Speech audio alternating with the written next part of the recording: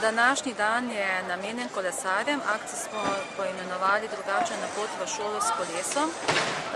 Povabili smo osnovne šole, da se nam pridružijo na današnji akciji. Udeležilo se je 14 osnovnih šol, tako da bo preko 150 kolesarjev. Poleg kolesarjenja po mestnih prometnicah bo na prireditvenem prostoru tudi spremljevalni program, in sicer so tu naprave Sveta za preventivo. Za najmlajšim je namenjen poligon Kolesarček. Predstavlja se bo tudi policija, reševalna služba. Danes so tu tudi predstavniki vrtca, ekovrtca in ekošole, ki se tudi predstavljajo na stojnici. Prav tako bo pa skozi cel dan potekala tudi ustvarjalna delavnica Zveze prijateljev mladine.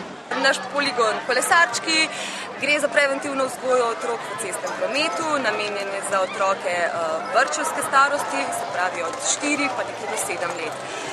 Naš namen je, da poučimo otroke, kako se pravilno vesti v prometu, se pravi, da povežejo to teorijo, ki jo pač spoznavajo vsak dan, s prakso, se pravi, da so postavljeni v neko določeno situacijo, prometno situacijo, ki jo morajo sami rešiti, se pravi, ustaviti pri stop znaku, ustaviti pri rdeči luči, da prepoznavajo ostale prometne znake in situacijo na cesti.